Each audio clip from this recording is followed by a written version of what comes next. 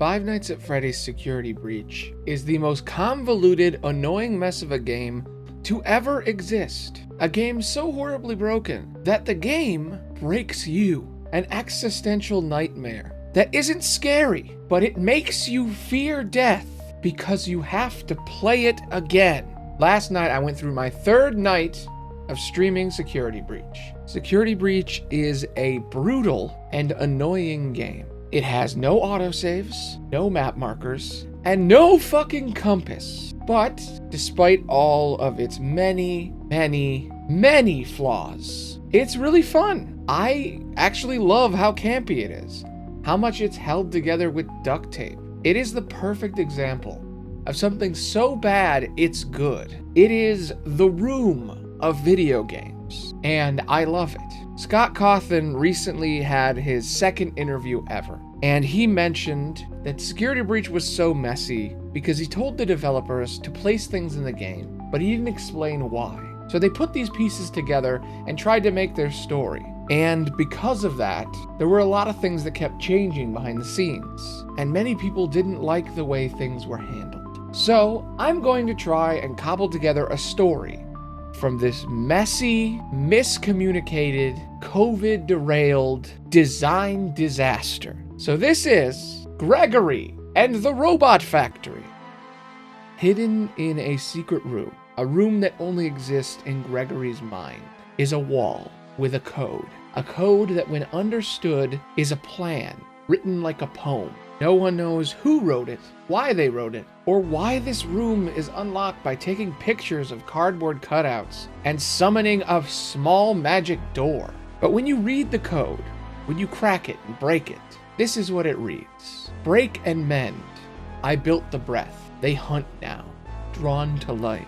Not real. Still keen. And frit and fraught with thought and zest and jest. No blunt woes. Dodge. Duck. Flash. Shoot. Crawl. Run. Crush the vile band. Cry not. Try not. Do not hold out. Hope not. Your life. Your aim will save those with soul. Many people believe that this message was written for Gregory. No one is quite sure how he broke free of Glitch Trap's control, or if he even was the mysterious Patient 46 to begin with. But all Gregory could remember while sneaking into Freddy Fazbear's chest cavity was that he needed to destroy these robots. The Pizzaplex was a massive mall, staffed almost entirely by robots. A capitalistic utopia for children playing unregulated. Patient 46 and Vanny hacked into these systems and spread a disease through the entire building. He needed to stop this. People were going missing, and someone needed to end it. He was on the run, hiding from Vanessa, and she had no idea that this other half of her, Vanny, was doing so much evil. She made all the robots search for Gregory, and each and every one of them had their personalities turned up to 11. Monty was aggressive, Roxanne was narcissistic, and Chica was obsessed with pizza. The three of them would tear Gregory apart the second they found him. But Freddie was different. Maybe he was possessed, or maybe he was just placed in safe mode. But no matter what you believe, Freddie wanted to help Gregory survive. And so, one by one, Gregory dismantled his foes. He did everything in the poem. He dodged.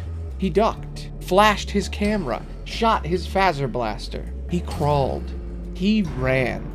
And he crushed the vile band.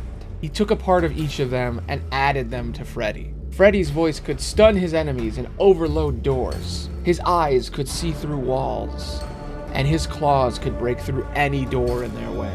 It was finally 6 a.m. and Gregory had to make a choice. He could leave and die on the street, homeless and alone, captured by Vanny, no matter what he did. Or he could fight and learn the truth. He could free Vanessa from her suffering and run away. He fought into the basement, and he learned about the sinkhole, the caverns of blood-red water, the tunnels filled with trash and confused staff bots. Below everything, deep in the sinkhole, was the pizza place from all those years ago.